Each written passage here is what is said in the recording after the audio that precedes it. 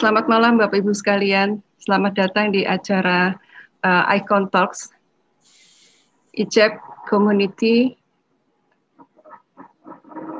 EFT Practitioner. Acara ini rutin kami lakukan setiap minggu sejak tahun lalu, sejak pandemi, dan ini merupakan acara rutin yang kami lakukan dari ICEP ini, yaitu Icon Talks, setiap hari Senin dan setiap hari Rabu, merupakan salah satu jawaban dalam kondisi kita di pandemi ini, di mana dengan kondisi seperti ini kita saling berbagi, saling silaturahim, ya, untuk bisa saling memberdayakan dan memberi makna satu sama lain, sehingga kita menjadi jauh lebih positif. Baik. Pada malam hari ini topiknya adalah self-development coaching, merupakan gabungan antara NLP dan coaching yang akan disampaikan oleh pertama oleh Coach Nyoman Indra, MNLP, CEAP. Beliau adalah Master NLP dan EFT Practitioner juga, serta Life Coach. Dan saya sendiri nanti setelah itu akan melanjutkan dengan sesi self-development coaching di sesi kedua. Baik. Ya. Oke, Dr. Agus belum ya. Baik. Ya. Sebelumnya kita ucapkan Bismillahirrahmanirrahim. Kita mulai acara ini, semoga memberikan kebaikan, keberkahan buat semua. Baik, Pak Nyoman, silakan memperkenalkan diri dan langsung dimulai saja, Coach Nyoman. Baik, terima kasih. Baik, terima kasih Dr. Endah. Assalamualaikum warahmatullahi wabarakatuh. Selamat malam, salam sejahtera kepada Bapak Ibu semuanya. Insya Allah saya doakan Bapak Ibu semuanya dalam kondisi sehat walafiat, tetap sehat dan selalu sehat walafiat. Dan saya yakini bukan hanya Bapak Ibu sekalian, tapi Bapak Ibu bersama keluarga tentu saja tetap sehat, selalu sehat, dan terus sehat walafiat. Dan seperti yang sudah dibiasakan di komunitas EFT bahwa ada salam sehat, sukses, dan bahagia. Insya Allah semakin bahagia dan bahagia berkelimpahan. Amin. Bapak Ibu, izin, bolehkah kita berdoa sejenak untuk memanjatkan doa kepada korban dari jatuhnya pesawat Sriwijaya Air. Insya Allah para korban meninggal dalam kursi 05 dan segera ditemukan. Juga kita berdoa untuk para tim penyelamat, insya Allah tetap dijaga kesehatannya di tengah pandemi COVID seperti ini. Mari Bapak Ibu sejenak saja untuk mendoakan, berdoa menurut agama dan kerjaan masing-masing di Islam.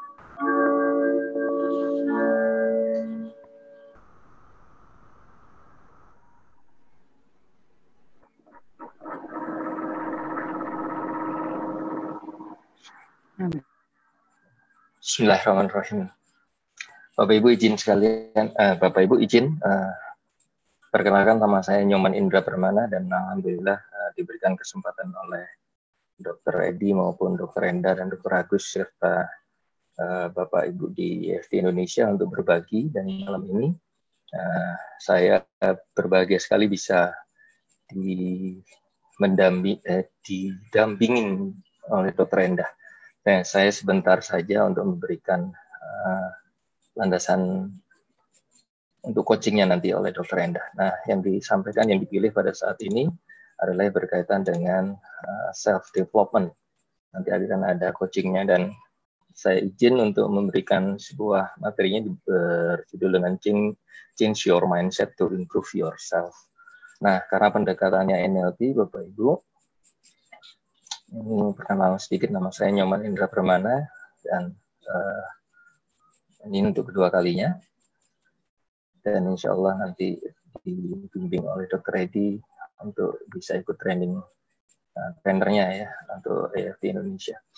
Nah, karena kita bicara dari ranah NLP, maka sedikit saja saya berikan seperti pengertian NLP seperti apa untuk lebih melengkapi ya Bapak Ibu. Dan di sini saya paham betul bahwa Bapak Ibu juga ada bagian praktisi maupun dari teman-teman coach maupun trainer.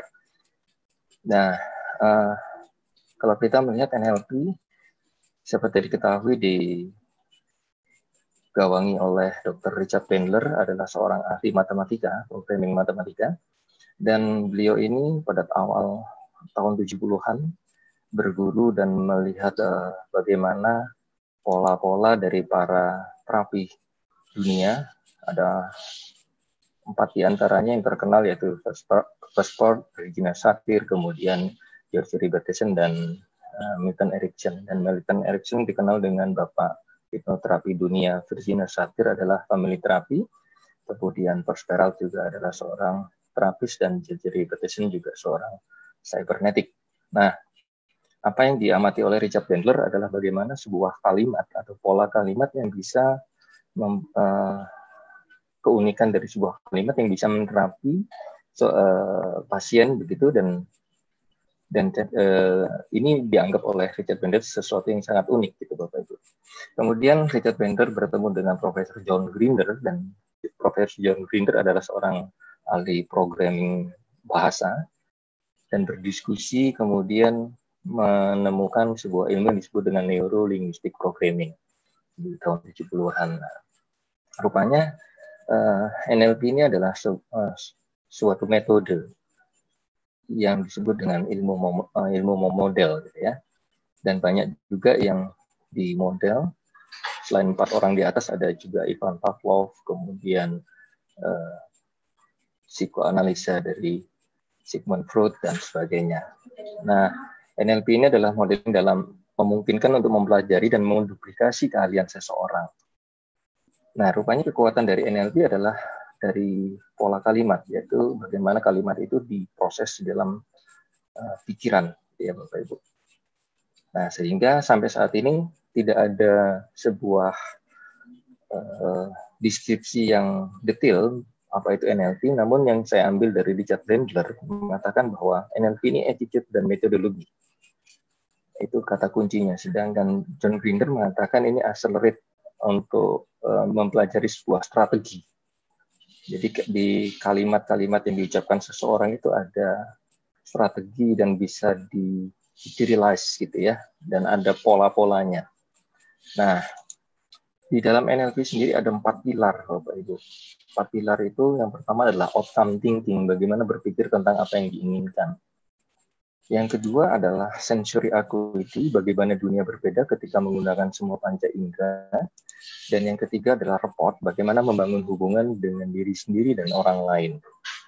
Nah, yang ketiga ini seringkali kalau didengar dalam aplikasi NLP, ada di ilmu-ilmu sales atau ilmu komunikasi, seringkali yang dipelajari adalah bagaimana membangun hubungan dengan orang lain.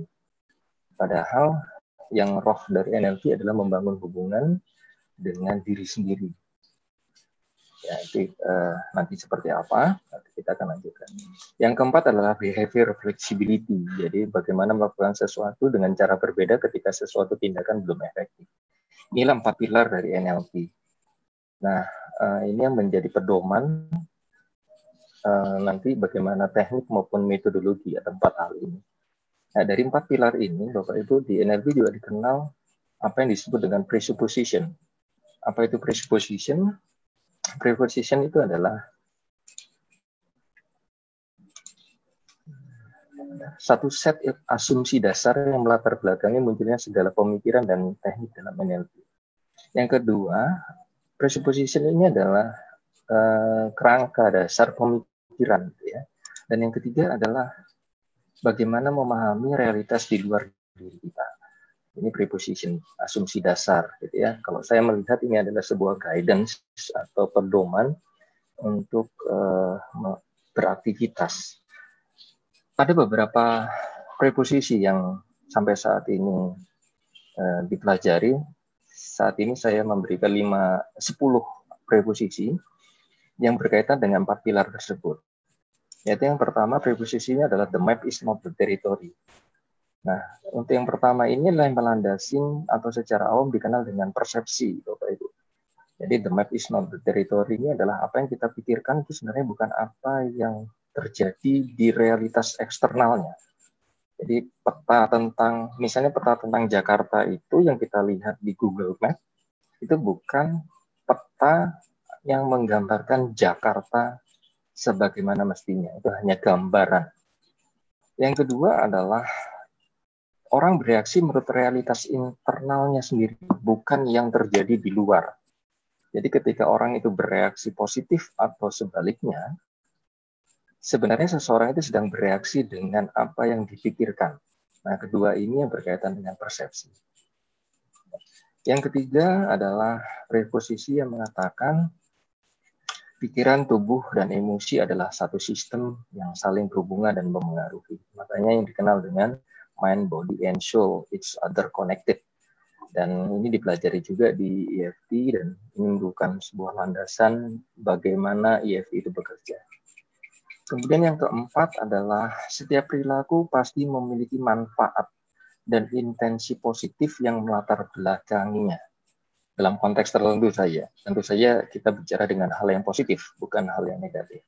Karena setiap apa yang dilakukan pasti ada intensi positif bagi seseorang tersebut untuk melakukannya. Yang kelima adalah tidak ada kegagalan.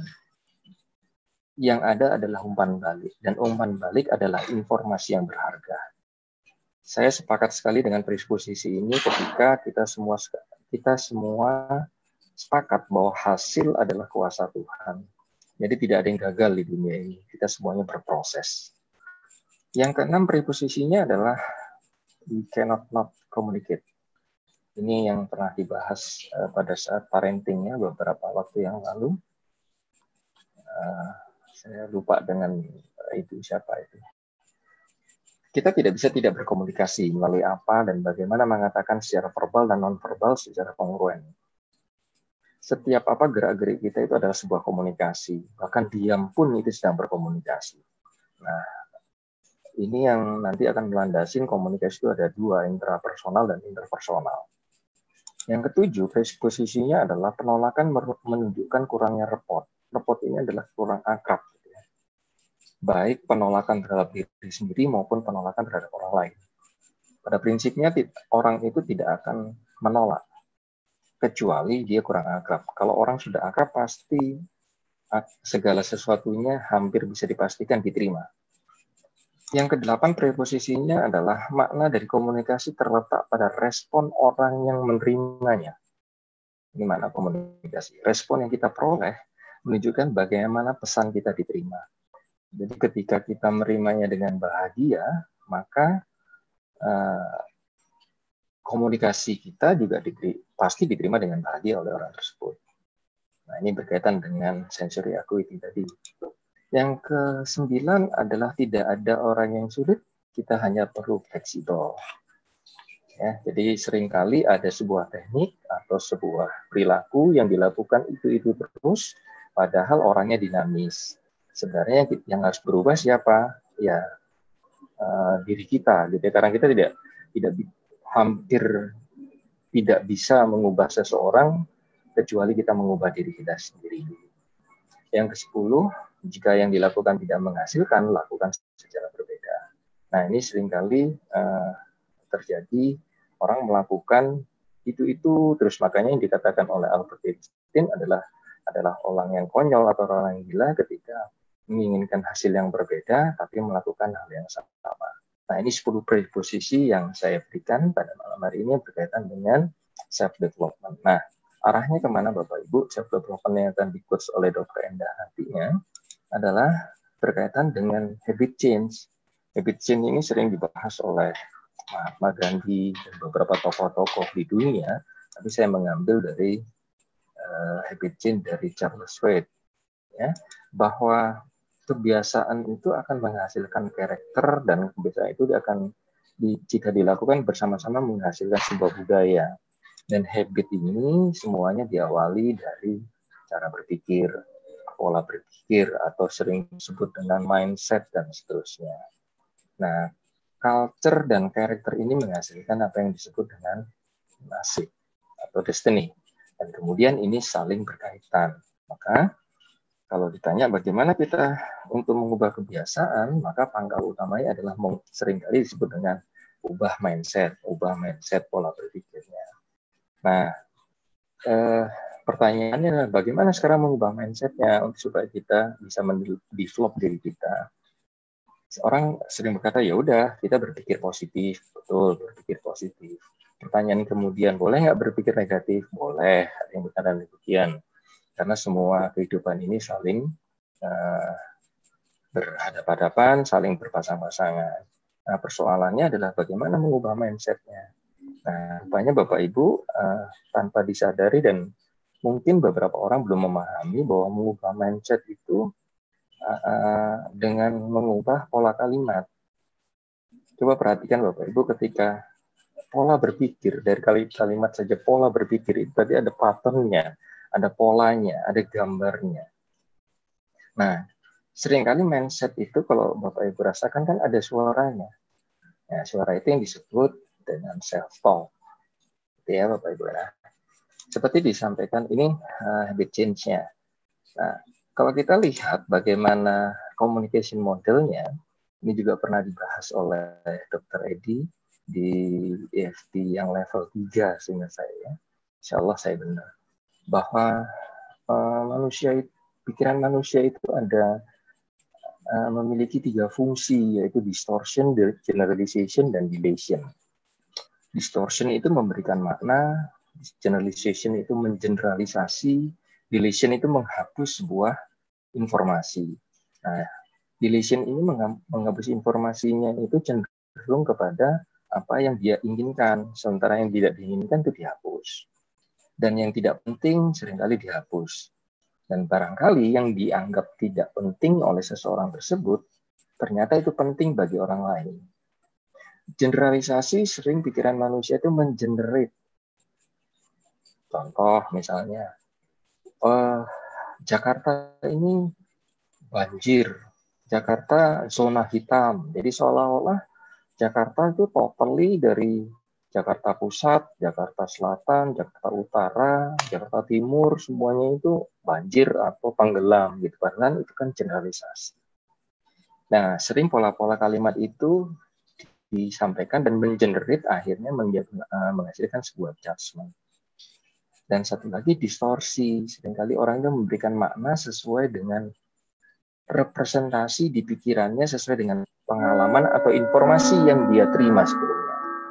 Nah, ini sebelum informasi itu masuk melalui panca indera, ada 3 fungsi ini. Kemudian ada internal representasi, kemudian menghasilkan sebuah behavior.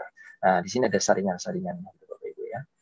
Nah, kemudian disebutkan oleh Deepak Chopra bahwa hasil penelitiannya bahwa self-talk manusia berkata-kata ya dengan diri sendiri itu kurang lebih 55.000 sampai 65.000 kata per hari. Dan 65%-nya negatif. Ini penelitiannya dari Deepak Chopra. Silakan perhatikan Bapak Ibu dengan pola kalimat Bapak Ibu atau saya sendiri misalnya ketika bangun pagi sampai tidur lagi. Kira-kira seperti apa pola kalimat kepada diri sendiri. Nah, apakah benar-benar positif sepenuhnya atau memang betul dikatakan oleh Deepak Chopra ini negatif. Contoh, sebagian orang di luar sana ketika bangun pagi, biasanya hari Senin tuh ngomong, aduh Senin, aduh meeting, aduh macet, aduh lah. Itu hampir sebagian besar pola kalimatnya negatif. Nah, ini menjadi tantangan karena dari sini akhirnya bisa mengubah mindset seseorang. Gitu ya, Bapak Ibu, ini landasan demikian. Nah, mari kita hubungkan dengan apa yang disebutkan oleh Profesor Albert Mehrabian bahwa komunikasi model itu ada disebut dengan 3V, yaitu verbal, vokal, dan visual. Menurut beliau bahwa kekuatannya masing-masing berbeda-beda. 7% untuk verbal, untuk vokalnya 38%, 55%-nya adalah visual yang berupa body language. Namun demikian, membacanya bukan terpisah-pisah, menjadi powerful ketika ini digunakan semuanya. Nah, sepertinya memang verbal cuma 7%. Tapi coba perhatikan Bapak Ibu. Self-talk itu hampir 100% verbal. Hampir, saya katakan hampir. Itu adalah sebuah kalimat.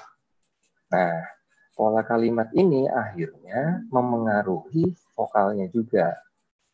Dan bisa dipastikan juga bisa memengaruhi body language-nya. Coba perhatikan ketika seseorang itu bangun dengan bahagia, segar, sehat, dengan penuh semangat. Body language-nya berbeda, vokalnya pun juga berbeda. Rasa syukur, misalnya, mengucapkan syukur dengan sepenuh hati, dengan benar-benar ikhlas, gitu, Ibu, vokalnya juga akan berbeda dan body language-nya pun ikut berbeda. Nah, artinya rupanya verbal ini juga menentukan untuk mengubah sebuah komunikasi. Gitu ya, Bapak Ibu ya. Nah, kalau kita lihat, lalu bagaimana dengan pola komunikasi ini? Nah, ini ada tipsnya untuk pola komunikasi bahasa, untuk sugestinya. Yang pertama, kalimat positif. Kalau kita mau sugesti, terutama ini berkaitan dengan di EFT itu kan banyak kalimat ya, Bapak Ibu ya. Seringkali setup-nya, kemudian yang kalau pakai teknik yang sederhana ABC itu kan banyak kalimat. Nah, pastikan kalimat itu adalah kalimat yang positif. Hindari kalimat-kalimat yang negasi. Ya. Kemudian gunakan kalimat yang present kalau kita mau mengubah. Ya, bukan lagi menggunakan nanti, coba, akan saya lakukan, gitu ya. Karena kata-kata nanti, coba, akan itu adalah sebuah rencana. Berbeda kita mengatakan, oke, just do it. Oke, saya lakukan sekarang. Itu kan berbeda. Kemudian, orang lebih suka kalau disebut namanya. Dengan bagian yang lebih akrab. Ini pola sugesti. Yang keempat, segala sesuatu kalau verbal itu diulang-ulang, maka akan semakin kuat efeknya. Demikian pula ketika seseorang itu menggunakan kalimat-kalimat yang negatif, meskipun maksudnya positif. Ya. Yang kelima, polanya usahakan sederhana, hindari menggunakan ambigu. Nah, saya menggunakan kata kalimat hindari, bukan mutlak tidak dilarang ya. Hindari artinya ada kondisi-kondisi tertentu, situasi-situasi tertentu yang bisa digunakan. Tapi kalau kita ingin develop diri, ini tipsnya ada 5 hal. 5 hal yang saya sampaikan. Nah, selanjutnya, yuk mari kita ubah pola kalimatnya. Gitu ya Bapak Ibu. Oke, sampai di sini. Kenapa ini pola kalimat ini penting? Coba perhatikan Bapak Ibu. Stop dulu. Coba perhatikan ketika seseorang itu berbicara atau seseorang sedang konsultasi kepada diri Anda atau mengungkapkan persoalannya. Dari pola kalimat tersebut, apakah positif atau negatif? Contoh misalnya, saya itu paling nggak bisa loh untuk berpikir positif. Nah, kalimat itu sudah judgment. Atau seringkali kalau ada yang ingin diterapi mengatakan, aku tuh paling suka kalau malam itu pusing. Aku suka pusing kalau malam itu. Saya suka bercanda, sering bercanda. Pusing kok suka. Nah, pola-pola kalimat ini akhirnya memengaruhi pola berpikirnya. Jadi, satu di antara bagaimana kita mendevelop diri kita adalah mengubah pola kalimat dulu. Terutama pola kalimat kepada diri sendiri. Ya, jadi itu pengantarnya dan insya Allah ini bisa mengantarkan Dr. Endah untuk melakukan course. Kenapa ini penting Bapak Ibu? Karena insya Allah saya sudah praktekkan untuk mengubah pola kalimat dalam keseharian kepada diri saya, kepada keluarga saya yang terutama.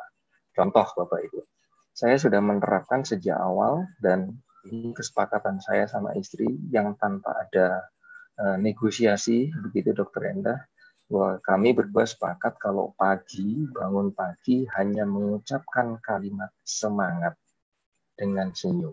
Contoh begini, mulai awal nih kita bangunin anak-anak waktu masih kecil-kecil banget ya, masih kecil-kecil, masih ya lucu-lucunya, masih umur 2 tahun, 3 tahun. Kakak, adik, begini ekspresi saya, kakak, adik bangun yuk, semangat ya. Kakak, adik, yuk kita sholat bareng-bareng, semangat ya. Ayo kita sarapan, yuk semangat ya. Ayo bangun sekolah, semangat ya. Kalimat semangat selalu saya masukkan di situ. Nah, itu ketika diulang-ulang, itu menjadi sebuah, kalau istilahnya di NLP adalah teknik anchor, meng-anchor. Tim menjadikan sebuah kode tertentu bahwa kalimat semangat itu akan nancep di pikiran bawah sadar. Nah, pernah saya tes Dokter Endah, misalnya kakak gitu ya, kak nggak usah sekolah kak, ngapain sekolah gitu. Nah, saya tiba-tiba jawab, ayah macam apa ngajarin kok jelek, harus semangat dong sekolah. Nah, sebenarnya itu saya ngetes, masuk nggak pola kalimat saya? Oh ternyata masuk, dan alhamdulillah masuk. Nah itu pola kalimat yang saya ubah di awal pagi hari, dan itu terus dilakukan. Nah seringkali yang terjadi kalau pagi-pagi itu beberapa orang tua di luar sana kalimatnya banyak yang negatif. Ayo bangun, nanti kalau terlambat dimarah guru. Kamu tuh kalau bangun kok sering terlambat. Mama itu capek loh. Tiap hari bangunin kamu. Susah banget kamu dibangunin. Cepetan, bangun. Maksudnya baik, tapi pola kalimatnya negatif. Tanpa disadari itu mengubah pola berpikir seseorang, pola berpikir anak, sehingga kebiasaannya pun tanpa disadari berubah menjadi negatif. Tanpa disadari. Ini disebut dengan sugesti kepada pikiran bawah sadar. Ingat Bapak Ibu, bahwa seperti disampaikan oleh Dr. Edi, bahwa otak manusia ada gelombang otaknya ya, ada yang diukur dengan elektroencephalogram, ada gelombang otak yang disebut dengan delta, theta, alfa, dan beta. Dan pagi hari itu kan gelombang otak masih berada di gelombang otak alfa, ya, di mana itu sangat tersugestif sekali. Demikian pula di malam hari menjelang tidur. Nah, rupanya kalimat-kalimat ini, Bapak Ibu, bisa memprogram dengan mudah kepada pola berpikir manusia. Satu contoh lagi yang paling mudah. Pernah satu saat teman saya bercerita demikian, kenapa ya anak saya kok mudah sekali sulit untuk dicegah untuk bermain game gitu. Nah, kemudian saya tanya, gimana sih coba sih, saya ingin tahu pola kalimatnya kalau menghentikan putrinya untuk bermain game, misalnya putrinya bermain game, coba gimana? Perhatikan, rupanya menggunakan begini. Kamu tuh loh, mama udah bilang untuk berhenti main game, masih aja terus main. Terusin ya, lihat ya, terusin ya, mama lama-lama marah. Terusin ya, mama udah bilang, ya terusin aja. Nah, dari pola kalimat ini, oh saya paham. Ternyata Mbak ini nggak nyuruh berhenti. Jadi di pikiran sadarnya diterima untuk berhenti, tapi pikiran bawah sadarnya disuruh terus dong. Jadi pola kalimatnya demikian. Oh, berarti harus diubah nih pola kalimatnya. Coba deh Mbak diubah. Mulai sekarang diubah. Kalau bicara sama putra atau putrinya, sampaikan dengan body language yang positif, kemudian sampaikan, adik, kakak berhenti ya main game-nya, sholat sekarang. Apa yang terjadi? Oh, rupanya impact, lebih berimpact. Kemudian otot-otot di leher juga nggak keluar gitu. Nah, inilah yang melandasin bagaimana cara, satu tips yang mudah untuk mengubah mindset atau mendevelop diri seseorang dengan cara mengubah pola kalimat. Nah, yang ditawarkan saat ini adalah mengubah pola kalimat yang berupa self-talk kepada diri sendiri.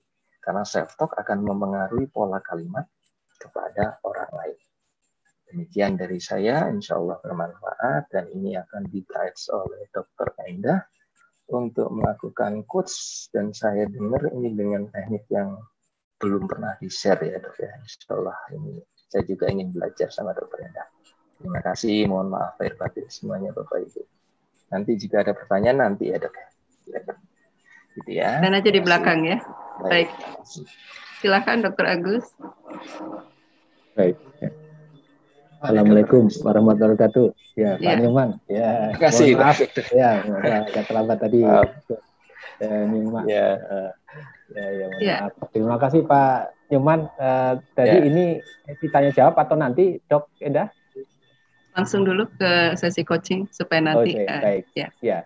Baik. Audien ya, mohon maaf ini saya tadi ada gelombang yang kurang pas tadi, makanya baru bisa masuk. Baik, sekarang ini giliran Coach Endah saya sebut. Kalau tadi kan Coach Nyoman ya. Jadi luar biasa Coach Nyoman tadi tentang NLP yang memang bahasa EFT semuanya pakai NLP. Jadi mengubah energi negatif menjadi energi positif dengan kata-kata supaya masuk yang disebut positive feeling ya, kayak sabar, syukur, ikhlas, pasrah begitu ya Pak contohnya ya. Luar biasa dok. Supaya kita memperbesar rasa feeling tadi itu, kekuatannya menurut dokter Pak Edi kemarin bahwa sampai 5.000 kali ya, yang hati itu. Nah, jadi kekuatan kita positif luar biasa dibanding otak kita. Makanya apa artinya positive feeling kalau positive thinking, kalau positive feeling feelingnya enggak. Jadi makanya di EFT ini kita mengkombinasikan seperti itu. Nah, kali ini kita untuk self development diri, ini ada kajian yang mungkin barangkali baru sekarang ya, ini oleh Coach Endah. Dia sekarang nggak mau disebut dokter dia. Jadi coach, karena beliau sudah mendalami ini beberapa tahun belakang ini, makanya beliau spesialisasi di wellness dan life coach. Mungkin sahabat-sahabat barangkali sudah mengenal beliau, tapi kalau yang belum, beliau adalah dulu pernah mengabdi di suatu rumah sakit ya, di beberapa rumah sakit sebagai dokter termasuk manajemennya, dan beberapa tahun terakhir ini mengabdikan diri sebagai seorang wellness life coach. Baik, tanpa berpanjang waktu karena waktu kita 21.15 ya. Mudah-mudahan nanti setengah jam bisa ya, cukup waktunya. Tapi kalau enggak, mungkin mohon maaf, nanti kita agak mundur 15 menit karena ada beberapa yang baru bergabung juga, ataupun tadi bersahatan dengan sholat Isya tadi ya. Baik, Dokter Endah. Assalamualaikum, Dokter Coach Endah. Saya menyelesaikan coach sekarang ya. Selamat malam. Ya, selamat malam ya. Silakan coach ya. Semuanya ya, selamat menyimak ya. Terima kasih Dok Agus. Ya, saya justru melengkapi dari sesinya Coach Nyoman tadi terkait dengan self development ya. Jadi tadi sudah disampaikan bahwa di self development salah satunya adalah bagaimana kita memperbaiki komunikasi kita. Nah, memperbaiki komunikasi ada dua, internal dan eksternal. Jadi kita sekarang fokus ke komunikasi internal seperti yang Coach Nyoman tadi disampaikan.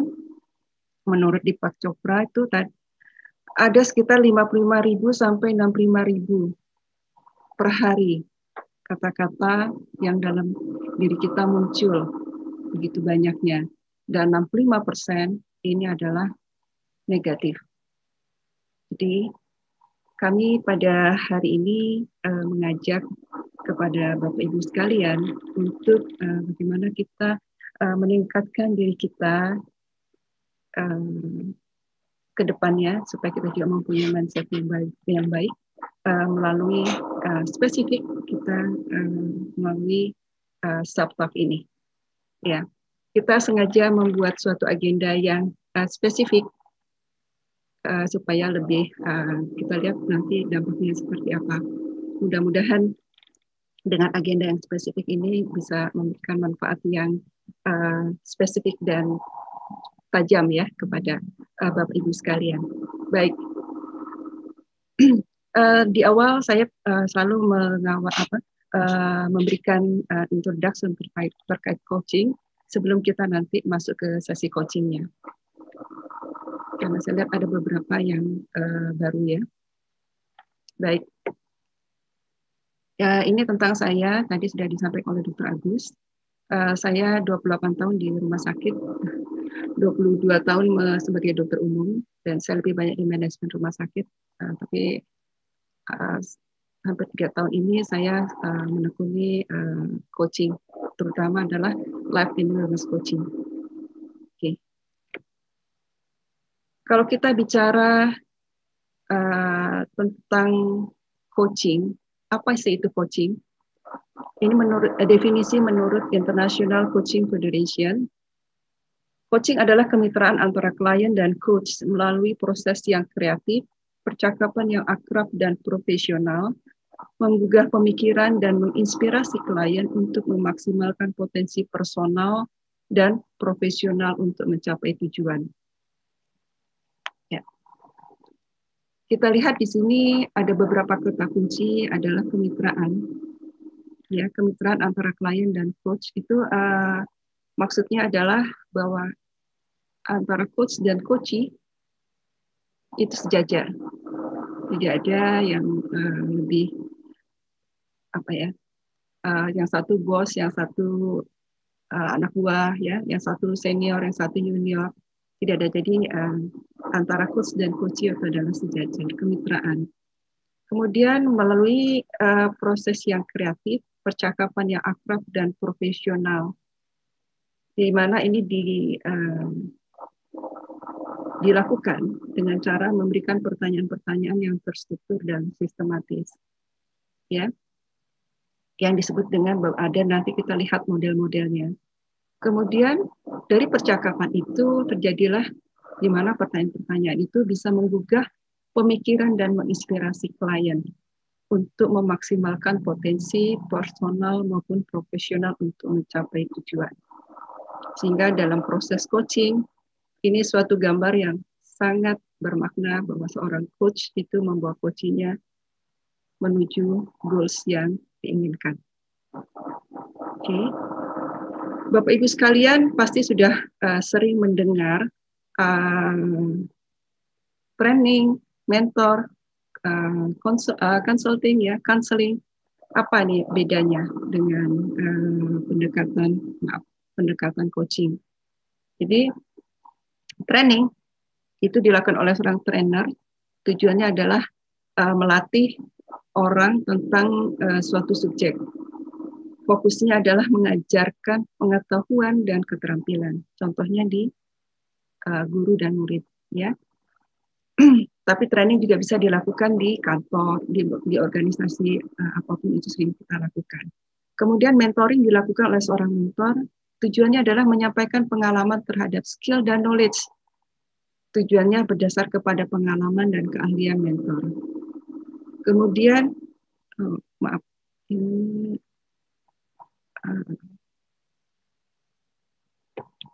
saya mungkin perkecil ya. Nggak kelihatan ya, Dr. Agus.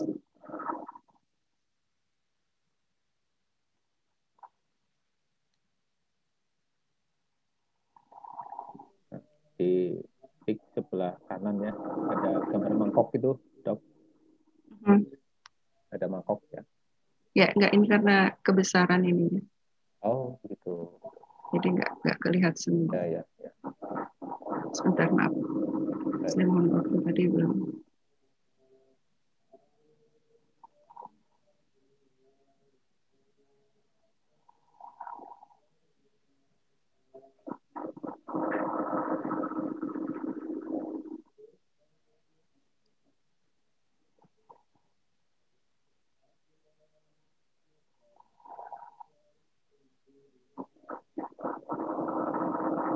Saya bacakan saja ya.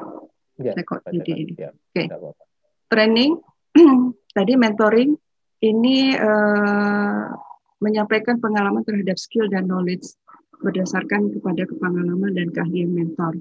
Ya, kemudian consulting dilakukan oleh seorang konsultan adalah memberikan solusi dan saran yang tujuannya adalah fokusnya adalah penyelesaian masalah dokter dan pasien. Konsultan ini juga bisa dilakukan oleh seorang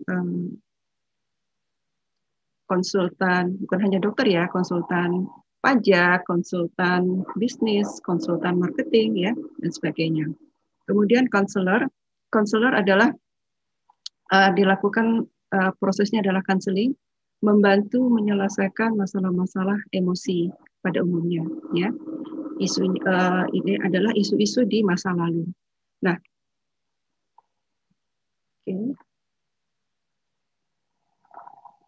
oke. Jadi counseling itu biasa dilakukan oleh seorang konselor. Kita contohnya adalah psikolog, ya, terapis. Seperti itu. Nah, bedanya sekarang kalau coaching ini adalah seorang coach membantu seorang coachee untuk mencapai tujuannya yang di masa akan datang. Ya, jadi berpikirnya adalah ke depan. Nah, dari pendekatan-pendekatan yang tadi, training, mentoring, consulting, counseling, kita lihat di sini proses pikiran-pikiran kreatifnya itu adalah datang dari luar klien. Jadi pikiran-pikiran positifnya, pikiran-pikiran kreatifnya itu datang dari trainernya, dari konsultannya, dari mentornya, bahkan dari begitu juga dengan counseling. Tapi di proses coaching ini justru terbalik, ya. Seorang coach itu memprovokasi, menstimulus sehingga pikiran-pikiran kreatif dari coachee inilah yang muncul keluar, ya. Sehingga kalau di sini outside in approach, tapi kalau di coaching itu adalah inside out approach. Oke. Nah, apa saja manfaat dari coaching? Pertama adalah menemukan solusi, ya. Maaf nih salah saya. Find solution 2 kali ya. Kemudian creating awareness, think positive, productivity, dan satunya lagi adalah untuk dari sisi keuangan itu bisa meningkatkan return of investment.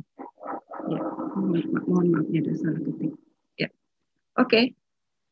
Intinya dalam proses coaching dari yang tadi saya sampaikan, pertama adalah kalau di coaching itu kita fokus di saat ini dan ke depan. Kita tidak bicara masa lalu, ya. Kita tidak bicara masalah, tapi kita bicara apa yang akan saya capai di kedepannya, ya. Kondisi sekarang dan kondisi yang diinginkan.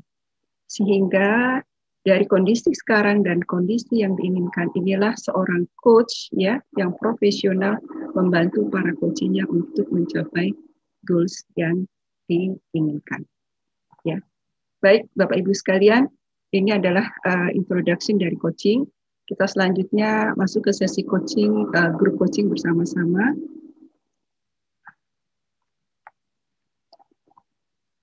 Ya, Pak, tadi ini seorang coach membawa coachingnya untuk mencapai goals yang diinginkan.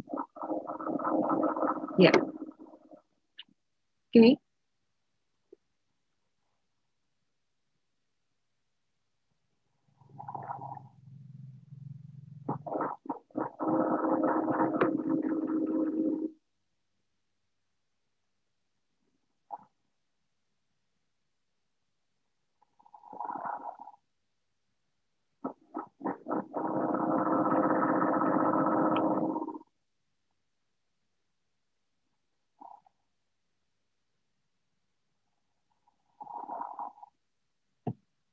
Pada saat ini saya akan bersama Bapak Ibu sekalian untuk melakukan sesi coaching dengan menggunakan model gerak. biasanya kita pakai smile ya.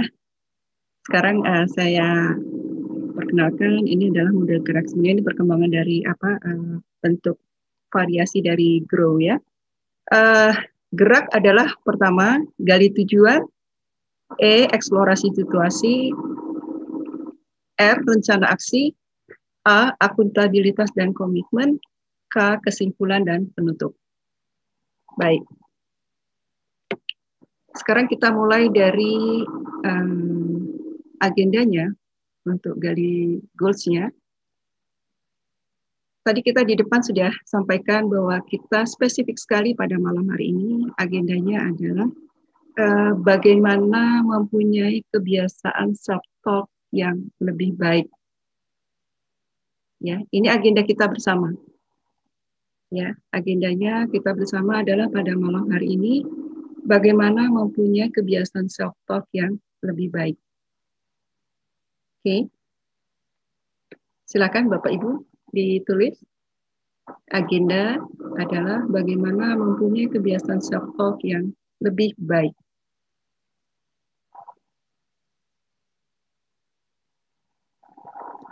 Oke.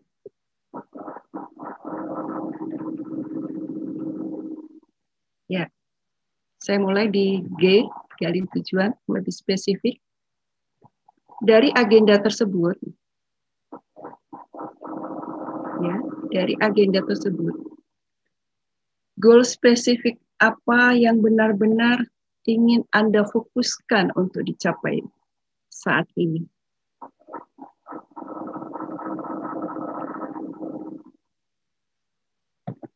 Terkait dengan agenda bagaimana bisa mempunyai kebiasaan self-talk yang lebih baik. Goal spesifik apa yang benar-benar Anda ingin fokuskan untuk dicapai saat ini?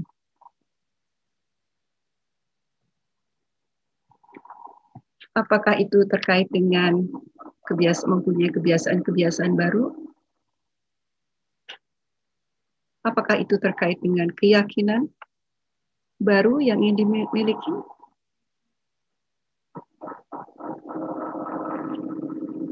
Apakah itu terkait dengan motivasi?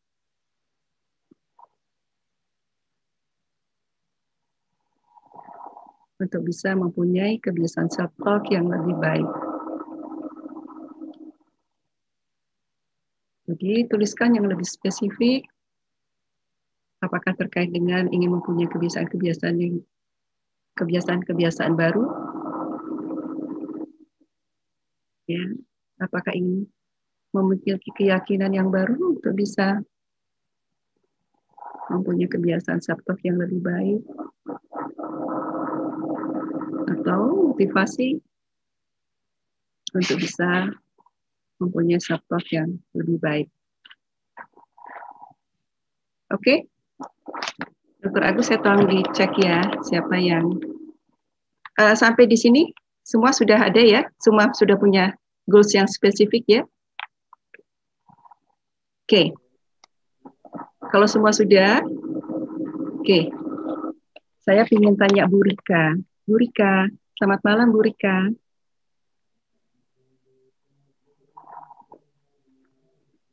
Saya bantu buka ya. Ya. Silakan Bu Rika. Ya. Selamat malam, Coach. Ya. Selamat malam Bu Rika. Bu Rika, ya terkait dengan bagaimana kita agendanya membiasakan mempunyai kebiasaan self-talk yang lebih baik. Ibu punya goal spesifik apa, Bu? Ya, saya saat ini ke financial dokter ya. Bukan, untuk ininya self-talk-nya. Goals-nya, kita agendanya spesifik, Bu. Iya, saya punya keyakinan pasti ada jalan keluarnya, solusi. Oke, baik. Terima kasih Bu Rika. Oke, Bapak Ibu ada yang ingin share apa goal spesifiknya sebelum kita lanjut? Ini ada Bu Ida Farida. Baik. Goal spesifiknya husnul khotimah. Bisa dikatakan begitu? Coach? Pakai kalimat Ida? Ini saja Bu. Pakai silakan, kalimat. Bu Ida. Bisa dibuka Bu Ida. untuk sharing ini untuk masalah coach ini bimbingan tenaga. Wida, silakan dibuka. Wida. Oke. Ya, silakan. Ini aja dah. Ya, silakan bisa diluruskan. Ya, Bapak Ibu sekalian, kita punya agenda spesifik, yaitu bagaimana mempunyai kebiasaan self-talk yang lebih baik. Tapi kalau Bapak Ibu punya agenda yang lain, tidak apa-apa. Nanti ikutin saja dari pertanyaan-pertanyaan yang saya sampaikan. Baik. Ya, Oke. Kalau Bapak Ibu semua sudah punya goal yang spesifik, sekarang silahkan bayangkan ketika goal spesifik itu tadi Bapak Ibu sekalian bisa mencapainya. Jika sudah bisa mencapai goal tersebut, silahkan bayangkan apa yang terjadi. Bisa dengan memejamkan mata lebih baik. Silahkan bayangkan, ya munculkan video-videonya bila ada video-video siapa kita dengan siapa dan sebagainya ya. Adakah gerakan-gerakan tertentu, ada suara-suara apa ketika Anda berada di goals Anda. Oke.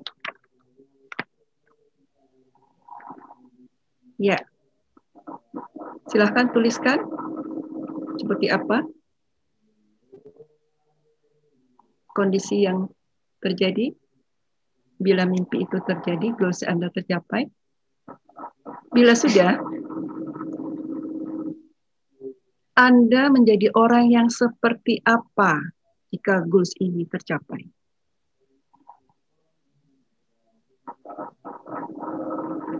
Jika goals Anda tercapai, Anda menjadi orang yang seperti apa?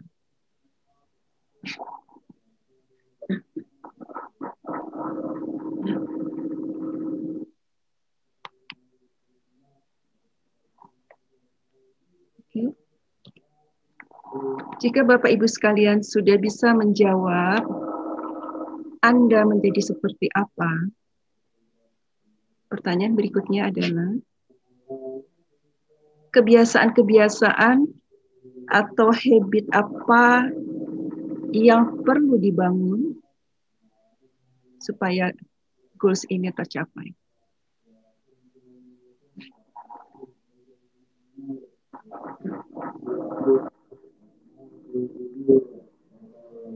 Ya.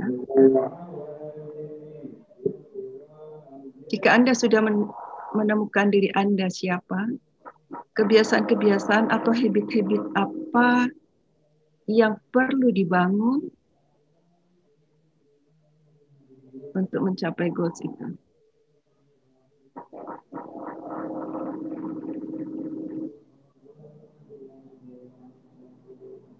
Oke.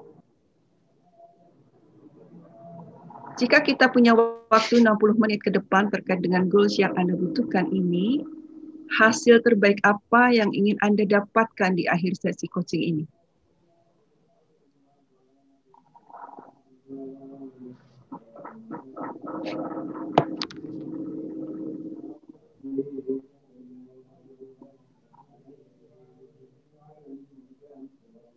Jika kita punya waktu sekitar 60 menit ke depan terkait dengan goals yang Anda butuhkan, hasil terbaik apa yang ingin Anda dapatkan di akhir sesi coaching ini?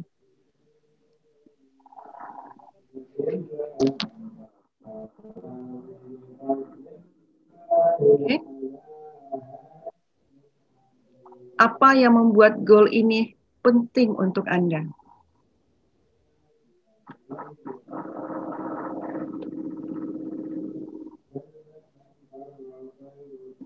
Apa yang membuat goal ini penting untuk Anda?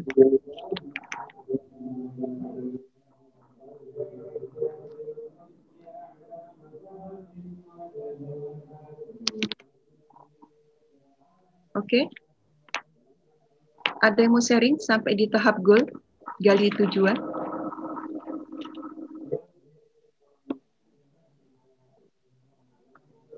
Terkait dengan self-talk? Kalau tidak ada, saya lanjutkan. Silakan, ada Pak Ronidin ini, beliau ingin menjadi penulis ya. Mungkin bisa digali lagi. Ini spesifik juga. Good. Oke, berarti tidak self-talk ya. Ya. Ya.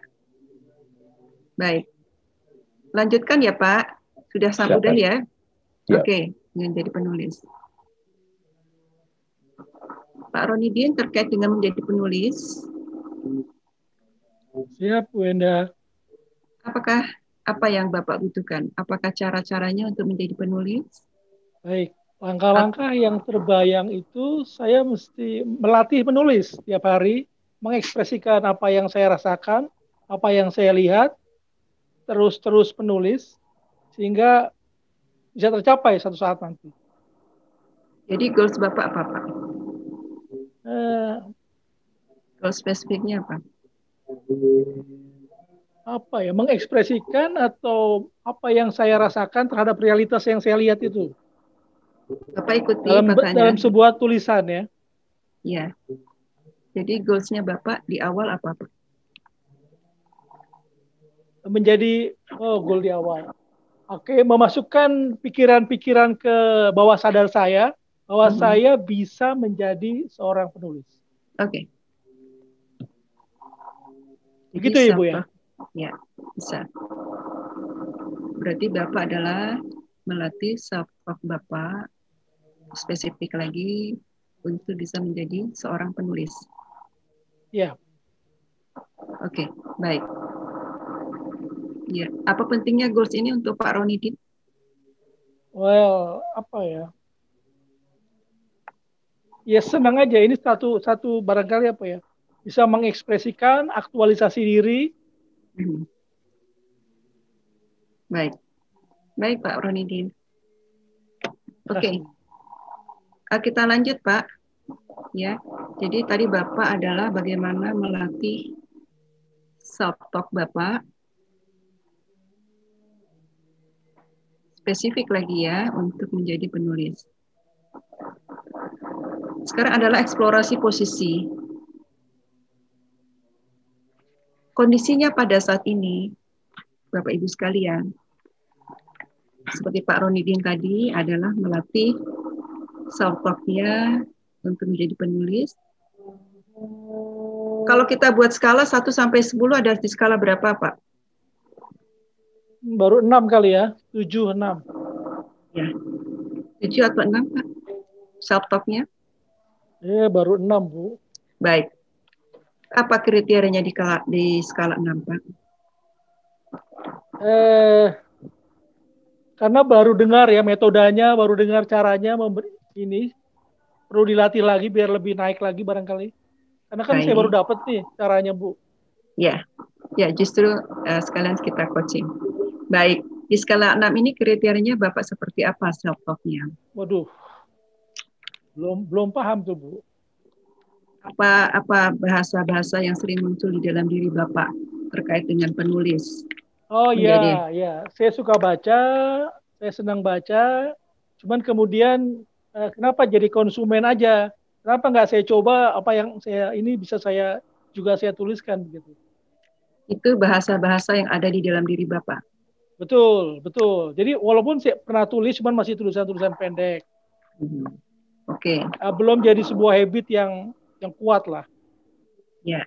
Sekarang Bapak suka dengar nggak suara-suara apa yang ada muncul di dalam diri Bapak terkait dengan keinginan menjadi penulis tadi?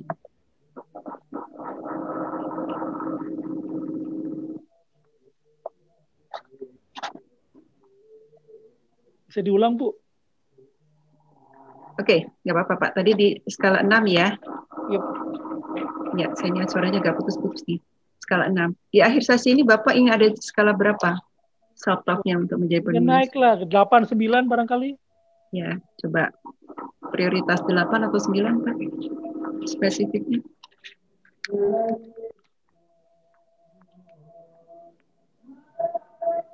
8 atau 9, Pak? 9, Bu, 9. Baik. Apa kriterianya di skala 9? 9.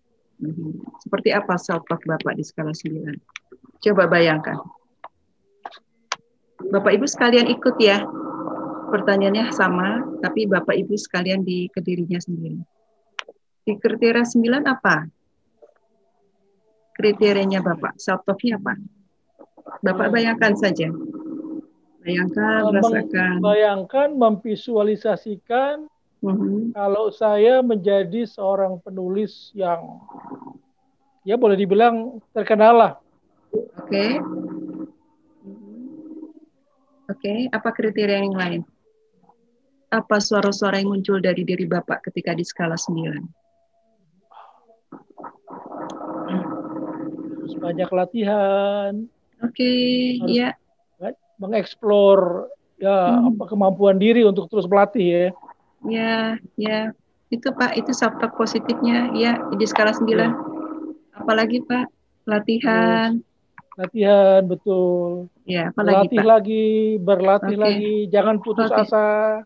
Oke. Kalau orang lain bisa, kenapa kita nggak bisa? Ya, Bapak coba hindari kata jangan. Oke. Ya. Coba tadi latihan lagi, apa? Terus kalimat yang lebih positif, jangan putus asa. Bapak coba, itu self talk Pak, itu yang disebut dengan self talk. Coba Bapak cari kata-kata yang lebih bagus, yang lebih positif.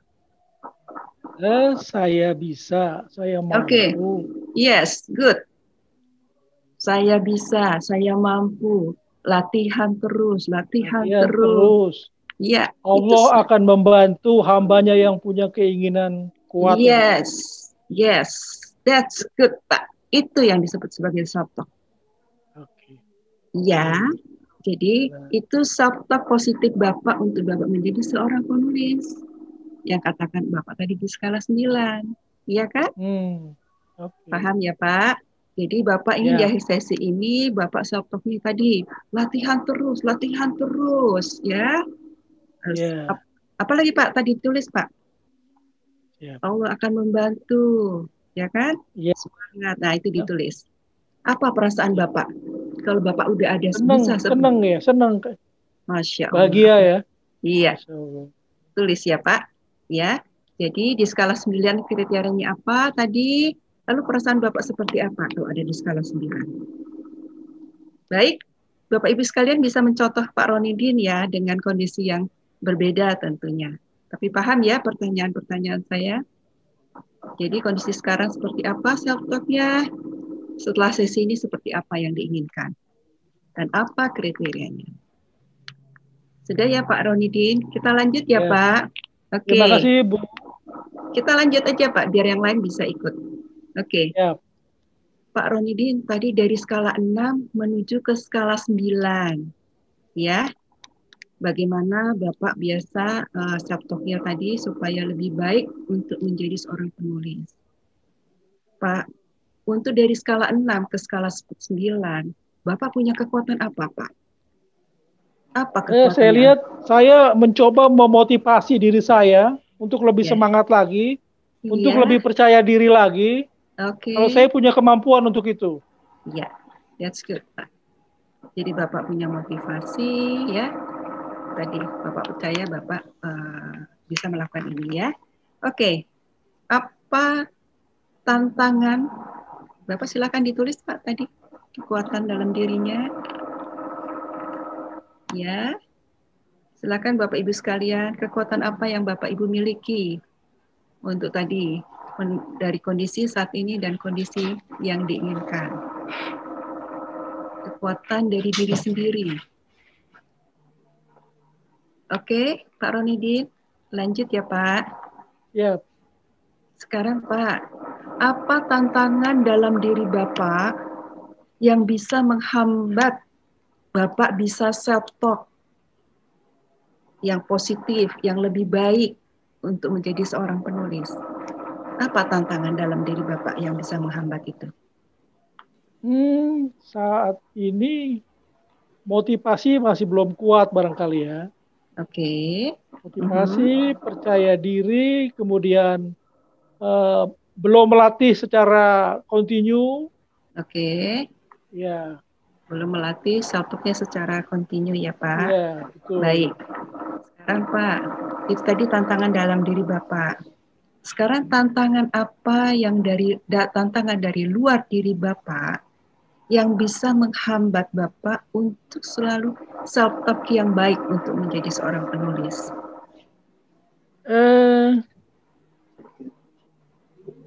Apa ya? Ini saya coach ini nih, Bu.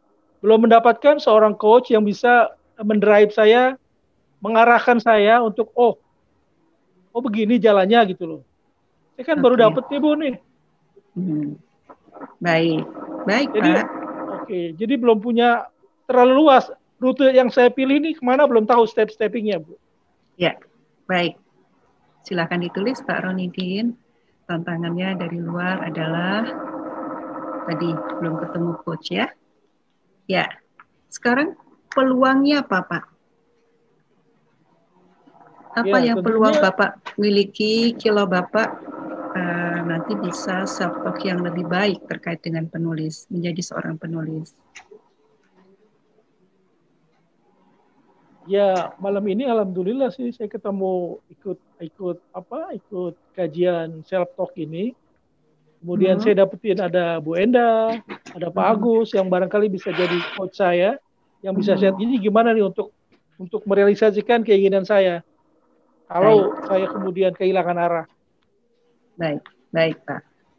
Ya, Pak Ronidin, tadi Bapak udah sampaikan bagaimana kriterianya Bapak tadi di skala 9. Bapak sudah juga kemukakan kekuatan yang ada dalam diri Bapak dan tantangan yang ada dalam diri Bapak ya, maupun dari luar. Dari yang sudah Bapak sampaikan, sekarang apa ide-ide yang sudah muncul dari pikiran Pak Ronidin agar Bapak bisa self-talk yang lebih baik, membiasakan self-talk yang lebih baik untuk menjadi seorang penulis? Apa Pak ide-ide yang sudah?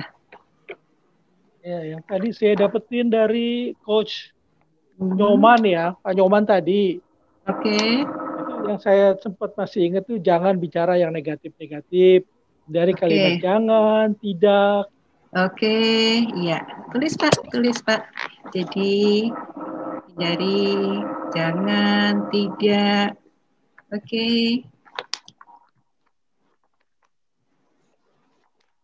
Silakan Bapak Ibu, ikutin saja pertanyaan saya. Ya. Tadi dari kekuatan yang dimiliki, kemudian tantangan dari dalam, tantangan dari luar, dan peluang yang ada. Ide-ide apa yang sekarang muncul untuk bisa mencapai goals-nya? Ya, baik Pak Ronidin. Ide yang sudah muncul adalah tadi sesuai dengan tayangannya Pak Coach Nyoman. Hindari kata-kata jangan, tidak. Apalagi ide-ide yang lain Pak?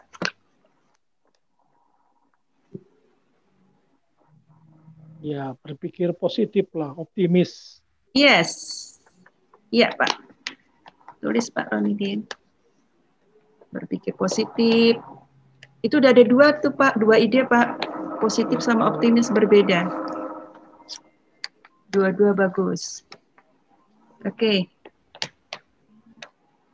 Hindari kata-kata itu, berpikir positif, berpikir optimis. Ada ide lain, Pak? Supaya Bapak bisa mempunyai kebiasaan self-talk yang lebih baik untuk menjadi seorang penulis?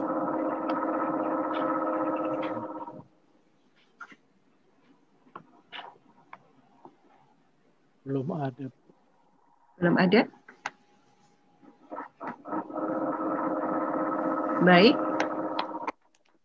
Bapak Ibu sekalian, silakan tuangkan ide-ide sebanyaknya. Ide-ide apa saja yang sudah muncul pada saat ini untuk bisa mencapai goals Bapak Ibu sekalian.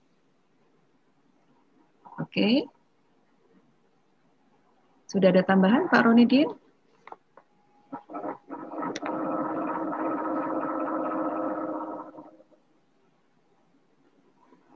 Kalau belum ada kita lanjut. Tidak apa-apa Pak. Ya. Bapak Ibu sekalian, silakan nulis lagi ide-idenya bila masih ada. Kita lanjut ke rencana aksi, ya. Tadi goal, kemudian eksplorasi situasi, sekarang tadi rencana aksi. Ya, Pak Ronidin. Pak, dari ide-ide yang tadi Bapak udah sampaikan, Bapak sudah punya ide-ide, hindari kata-kata jangan, tidak, ya. Kemudian Bapak selalu berpikir positif, selalu berpikir optimis. Dari ide-ide tersebut, langkah konkret apa yang akan Bapak lakukan untuk mempunyai kebiasaan self-talk yang baik untuk menjadi seorang penulis?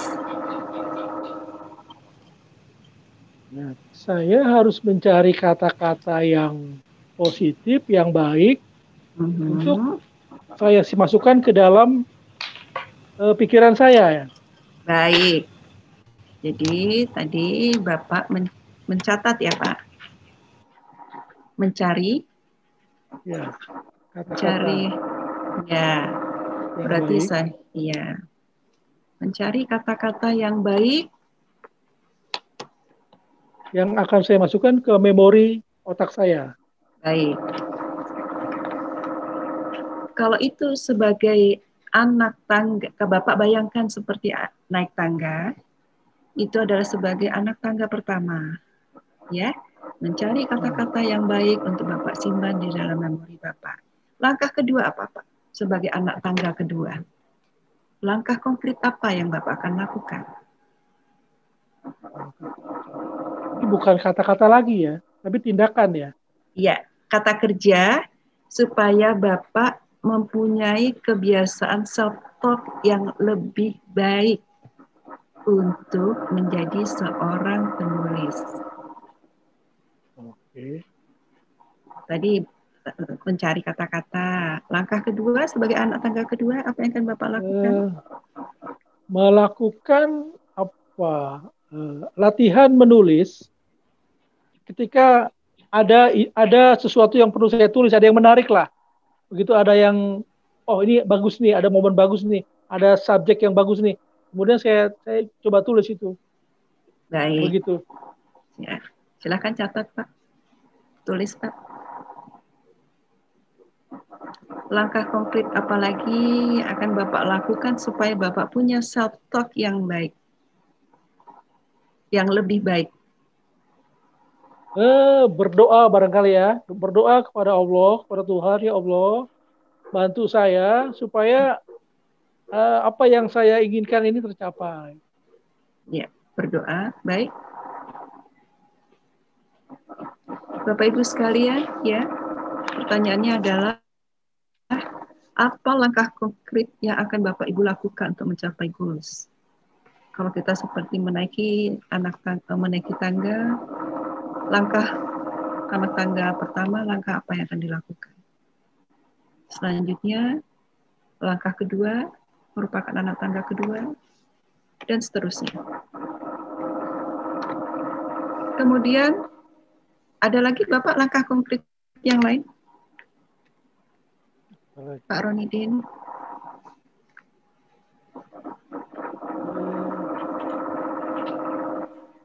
Belum ada, Bu.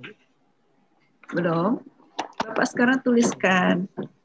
Bapak tadi mencari kata-kata yang positif untuk menyimpan dalam memori Bapak. Itu kapan akan Bapak lakukan? Sesegera mungkin ya, Bu ya. Ya, Bapak bisa tuliskan harinya dan jamnya, tanggalnya.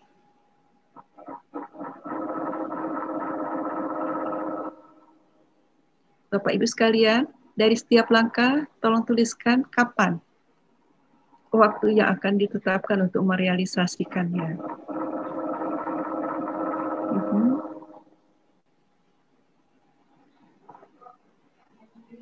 Oke.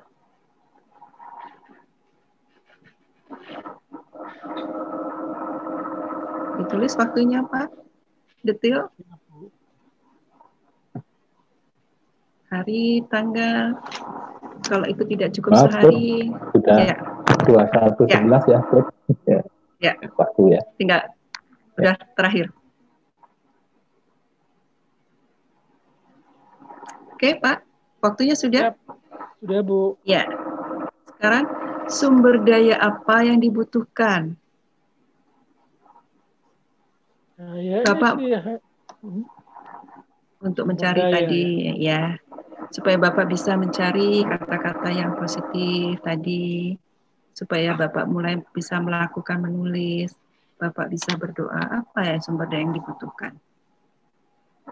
Bapak Ibu sekalian, untuk melakukan langkah-langkah konkret, apa sumber daya yang dibutuhkan?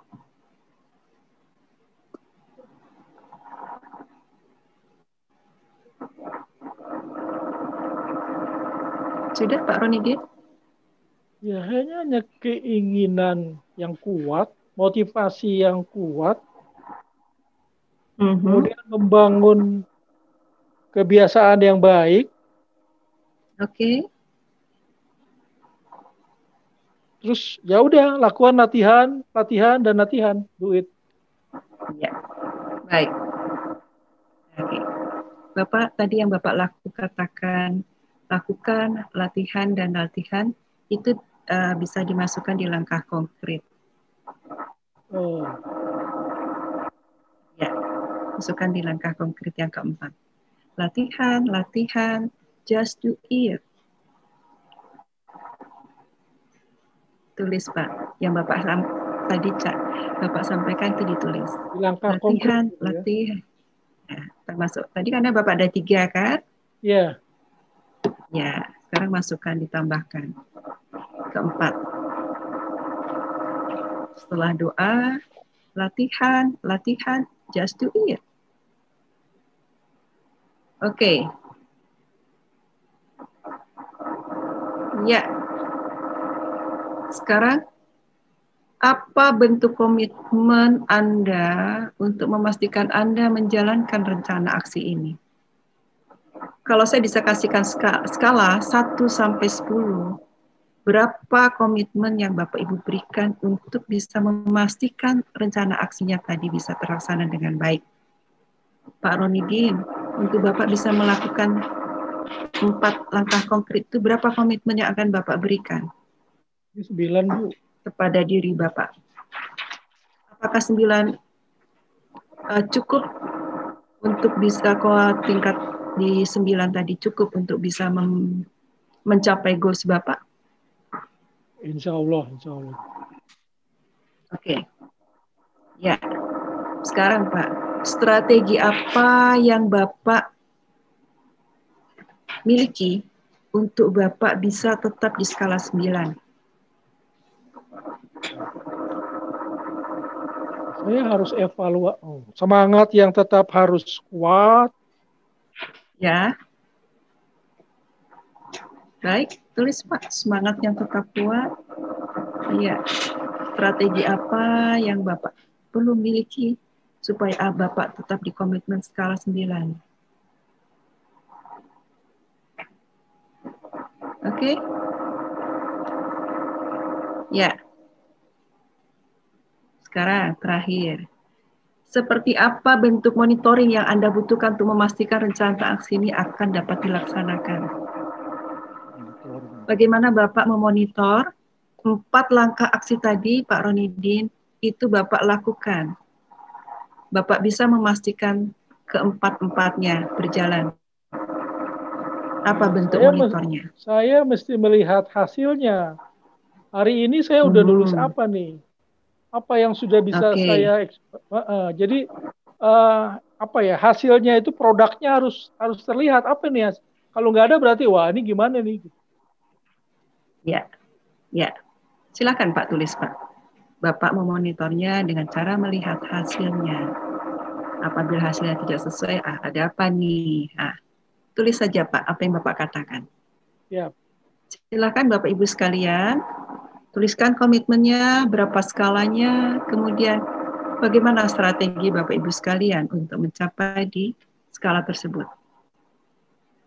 Oke, dan apa bentuk monitor yang dibutuhkan untuk memastikan rencana aksi yang Anda akan laksanakan. Oke, terakhir. Kesimpulan dan penutup. Pak Ronidin, Apa yang Bapak dapat simpulkan dari sesi coaching ini? Wow. Supaya Bapak bisa mempunyai self-talk yang lebih baik untuk menjadi seorang penulis. Ya, buat saya sih ini sesi Apa bagus sekali kesimpulannya? buat kesimpulannya ya. Buat saya ini sebuah guidance, sebuah roadmap untuk saya bisa mencapai menjadi seorang penulis tadi, Bu. Jadi jelas nih ini langkah-langkahnya nih. Terlihat gitu, oh begini rupanya ini. Jadi terima kasih sekali nih Bu Enda. Baik. Apa manfaatnya sesi coaching ini buat Bapak? Lebih clear lagi, lebih jelas lagi. Tadi langkah yang akan saya ambil tadi, yang akan saya jalankan dengan membuat kalimat-kalimat positif di pikiran saya, kemudian memotivasi saya untuk lebih ini lagi, sehingga ya sampai tujuan, insya Allah. Baik, apa yang Bapak rasakan saat ini setelah sesi coaching ini? Senang, bahagia, ya semacam itu Bu, senang lah, bahagialah. Alhamdulillah. Pak Ronidin, selamat ya. Alhamdulillah. Selamat Bapak sudah bisa dalam sesi coaching, bintangnya adalah coaching. Jadi Bapak sudah, saya hanya menstimulasi saja, memprovokasi dengan pertanyaan-pertanyaan struktur, sehingga pikiran-pikiran kreatif Bapak muncul. Hasilnya apa? Tadi Bapak sudah bisa menentukan bahwa dengan goals Bapak, bagaimana self-talk Bapak yang lebih baik untuk menjadi seorang penulis, Bapak bisa tuangkan dalam bentuk rencana aksi Bapak. Ya, tadi Bapak mencari kata-kata yang positif, kapan dilakukan. Bapak akan selalu melakukan yang kedua itu selalu menulis, ya. Yang ketiga berdoa. Yang keempat adalah lakukan, dan lakukan. Just do. Ya Pak, selamat Bapak Ronidin sudah menemukan pikiran-pikiran yang kreatif. Mudah-mudahan Bapak bisa melaksanakannya dengan konsisten. Tadi dengan komitmen di skala 9. Amin. Selamat ya Pak. Terima kasih Dr. Enda. Sama-sama. Bapak Ibu sekalian. Oke.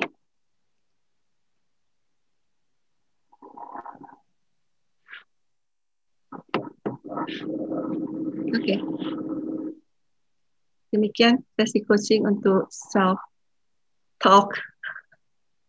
Selamat buat Pak Ronidin. Saya juga pasti selamat buat Bapak Ibu sekalian ya. Coach, ya ini sudah, ya. Baik, Bapak Ibu sekalian, mungkin silakan Dr. Agus saya ambil silakan diambil. Baik, terima kasih Coach Enda. Luar biasa, ini pengetahuannya meng-guidance tentang self-talk masing-masing dari para sahabat yang hadir di Zoom ini. Jadi ini dicatat dan nanti kita dievaluasi kembali, bisa setiap hari atau mingguan atau kemudian bulanan atau tahunan, nanti dievaluasi kembali. Nanti suatu saat ada seperti ini lagi, tinggal mengeluarkan datanya ya Coach ya. Nah, apalagi kalau ditambah dengan tapping. Wah, dahsyat sekali nih. Saya optimis ya. Saya tadi ikhlas, saya ingin bahagia dengan tapping. Nah, ini lebih dahsyat lagi. Jadi ini dinner dengan kegiatan kita di Icon Talk. Baik, di penghujung acara ini dia ada pasti ada yang tanya jawab ya. Tapi ini saya kasih kesempatan, masih ada waktu. Saya sampling ada 2 yang di chat dan nanti ada 1 yang silahkan bicara ya langsung dengan narsum. Silahkan pilih nanti. Ini ada yang sudah ada raise hand Bu Utami Irga. Nanti sebelum ya Bu, saya bacakan dulu Bu. Ini yang chat dulu ya. Ada 2 chat. Jadi chatnya ini Pak Subangkit Mulyono. Ini terkait dengan merubah mindset saat kita dalam pemerintahannya. Jadi adalah seperti merubah kebiasaan korupsi. Ya. Sudah banyak teori, tindakan atau ajakan untuk tidak korupsi. Tapi dengan dunia perpolitikan kita tidak sejalan dengan pencegahan dan pemberantasan korupsi. Coach Nyoman, bagaimana seharusnya nih? Yang itu. Iya. Pertanyaannya tajam nuki ini Dok.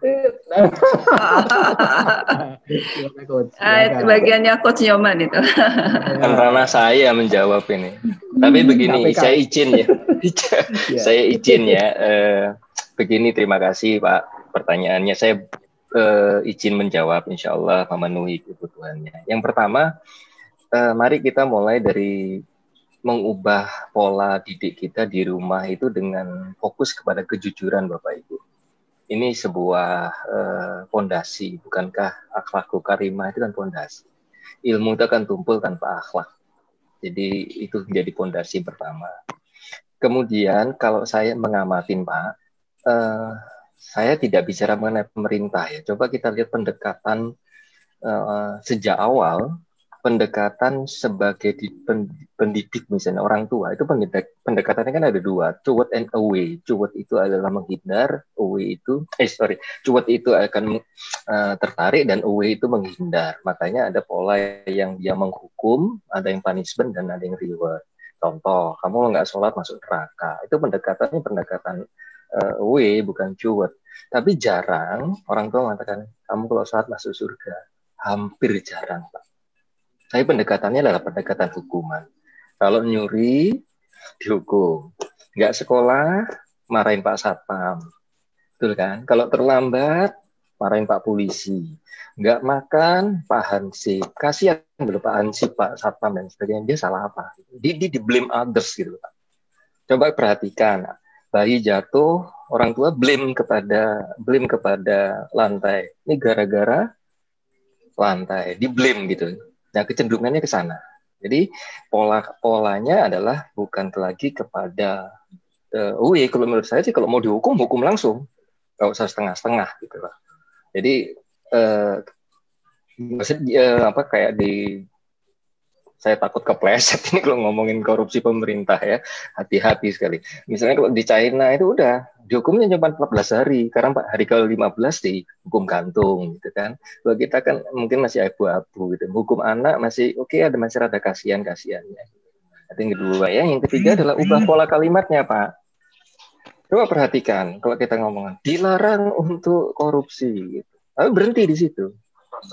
Jangan sekali-sekali korupsi, terus habis berhenti. Coba perhatikan di pola kalimat di pikiran. Jangan sekali-sekali korupsi. Orang membayangkan. Coba perhatikan Bapak Ibu ketika saya mengatakan jangan bayangkan ada gajah warna oranye. Apa yang terbayang di pikiran Bapak Ibu? Justru terbayang wajah warna oranye itu. Betul kan? Nah, karena diberhentikan di sana. Nah, saran saya adalah diubah pola untuk instruksinya. Dilarang masuk jalur busway. Kalau saya lebih kepada street perintah, gunakan jalur motor atau jalurkan mobil. Street tuh poin sana. Karena orang akan, otak manusia kan cerdas, mencari-cari. Itu ya yang pertama. Insya Allah memahami saya ini ya, hati-hati itu tidak masuk ke ranah yang bukan ranah saya. Gitu ya Dr. Agus ya. Baik. Nah ini juga mungkin saya juga langsung berkaitan yang dengan Al-Quran. Insya Allah saya bisa ini ya yang langsung saja Bu Neneng. Ya. Nah berkaitan dengan jangan, saya masih belajar Bu Neneng ya mengenai agama Islam, mengenai Al-Quran saya masih belajar. Sepengetahuan saya yang terbatas ini, mohon maaf lahir batin Bapak Ibu, membaca Al-Quran tidak satu persatu ayat itu terpisah karena Al-Quran universal. Satu ayat pasti terkait yang lain. Coba perhatikan Bapak Ibu, perhatikan saya ambil contoh saja mengenai ayat yang berkaitan dengan kepatuhan orang tua ya di Al-Isra, seingat saya Al-Isra 23 ya. Jika salah seorang di antara keduanya atau kedua-duanya sampai usia lanjut dalam pemeliharaanmu, maka sekali-sekali janganlah engkau, kan kalimatnya begitu ya. Janganlah engkau mengatakan kepada keduanya dan janganlah engkau membentak keduanya. Ini straight to the point. Namun ada kalimat selanjutnya dari ayat ini. Dan ucapkanlah kepada keduanya perkataan yang baik. Nah, dari sini, ini satu contoh dari Al-Isra 23. Dari sini saya mengatakan jadi bukan, makanya saya mengatakan hindarin, bukan definitely tidak boleh, hindari. Boleh menggunakan kalimat jangan, ada penjelasannya. Jangan terlambat, datanglah lebih awal. Jadi otak tidak berpikir gitu ya. Mudah-mudahan saya benar ya Bu Neneng ini ya. Karena ini WI dari Kemenak ini kayaknya Ibu Neneng ini, saya khawatir salah ini kalau ngomongin Al-Quran. Saya ini keterbatasan saya Bu Neneng, yang mohon izin. Jadi satu ayat dan ayatnya pasti ada penjelasannya dan ada tafsirnya gitu. Janganlah engkau ini lakukan yang ini gitu. Makanya kan ada perintah yang harus dilakukan, ada yang harus dihindarkan. Mohon maaf lahir batin kalau saya salah. Nah, sehingga kalau kalimat contohnya saya adalah jangan pikirkan gajah warna oranye, tetapi pikirkan gajah warna abu-abu. Otak tidak sempat berpikir oranye menjadi berpikirnya abu-abu, yang disebut dengan teknik collapsing anchor atau embedded comment di NLP. Jadi dia dikolaps, hilang langsung. Nah, seringkali berhenti di situ. Jangan malas ya. Jangan dipegang ya. Nah, terus penjelasannya nggak ada. Nah, otak kan cerdas. Kenapa nggak dipegang? Kenapa nggak boleh? Dia cari-cari. Kira-kira gitu ya. Mohon maaf lahir batin. Kalau saya pendekatan agama ini sama pendekatan korupsi, saya awam sekali. Saya khawatir menghindari untuk tergelincir ya. Tuh, Neneng insya Allah saya bisa menjawab. Itu Bu Neneng. Terima kasih Dokter Agus. Baik, Coach. Terima kasih penjelasannya. Mudah-mudahan bisa menjawab ya, Bu Neneng. Ini sekarang yang chat terakhir dari Bu Siska, sepertinya untuk Coach ini ya, Coach Enda ya. Apakah peran reward dan punishment juga berlaku dalam coaching? Jika iya, bagaimana bentuknya? Jika tidak, bagaimana supaya kebiasaan baik tetap terjaga, Coach? Silahkan, mungkin Coach Enda ini jawab. Ya. Baik, Bu Siska. Ada pertanyaan-pertanyaan itu biasanya di akutabilitas ya, dan komitmen. Cuma kan terkait waktu, jadi saya tidak sampaikan karena pertanyaan coaching itu kan banyak sekali. Jadi pada saat kita sudah komit, ya kita bertanggung jawab dan komit, itu biasanya juga ada pertanyaan.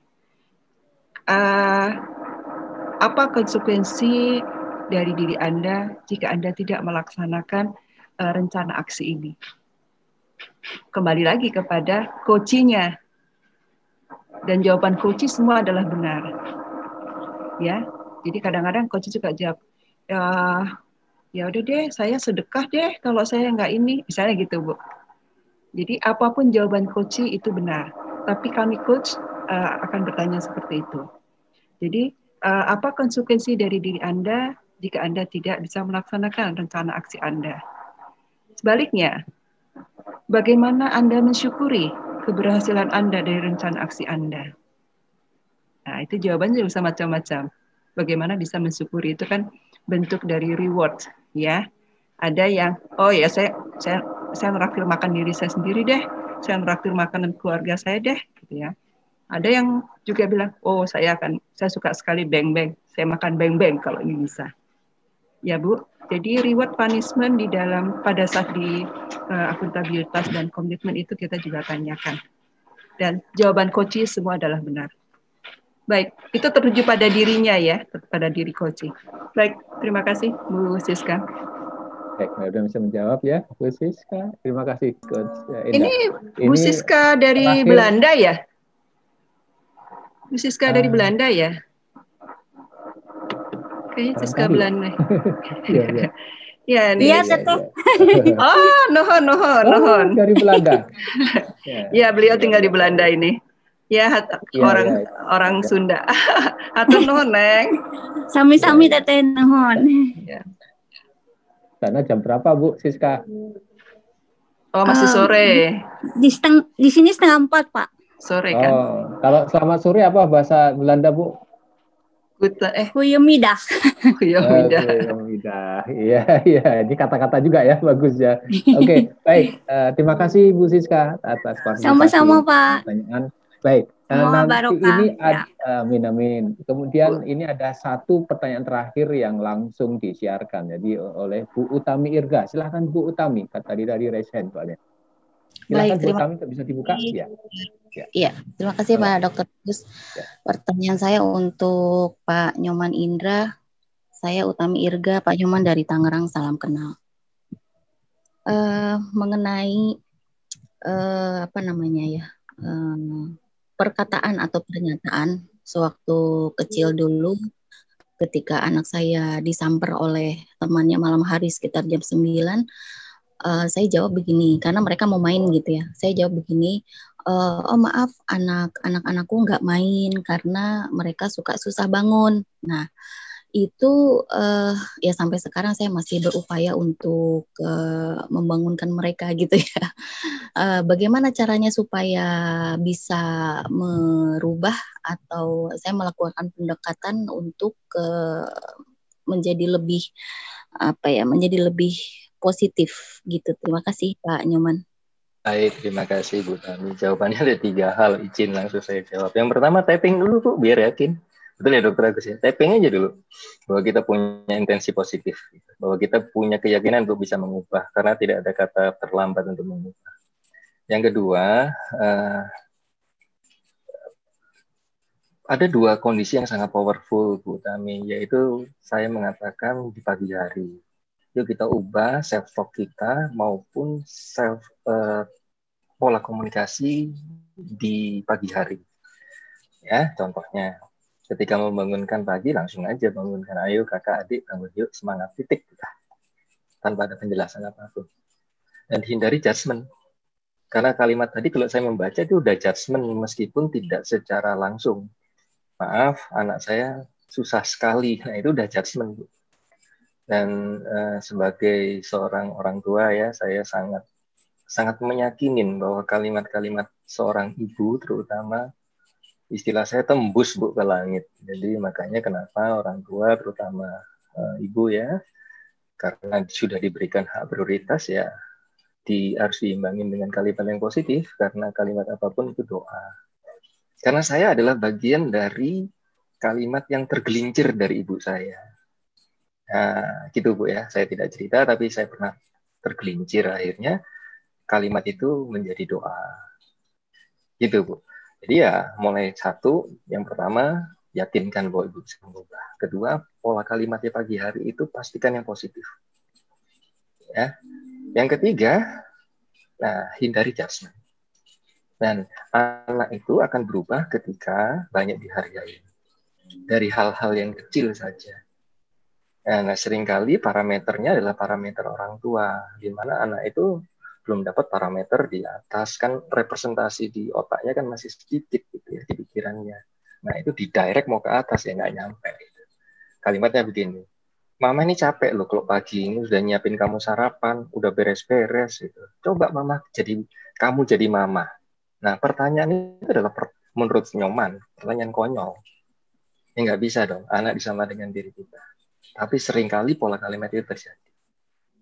Nah, jadi adalah ya kita menjadi anak, posisi anak itu seperti apa. Oh, kita juga pernah jadi anak kecil. Makanya sambil menambahkan kayak Pak Ronidin tadi ya Pak, saya kalau boleh menambahkan sedikit sambil juga menjawab Bu Tami, kan Pak Ronidin tadi ingin bisa jadi penulis. Kalau saran saya, kalau Dokter Enda kan coaching kan nggak boleh nge-leading gitu ya. Saya sih lebih ke arah mentor, saya leading aja udah gitu ya. Saya ini udah kombinasi. Saya nggak sesabar Dokter Enda, saya langsung mentor aja langsung ya. Mentor kan boleh lead ya Dok ya. Kalau saran saya adalah bukan ingin jadi penulis, saya jadi penulis, itu straight to the point Pak Roni. Gitu, straight to the point. Saya jadi penulis dan saya pasti bisa jadi penulis. Itu straight, bukan ingin jadi gitu.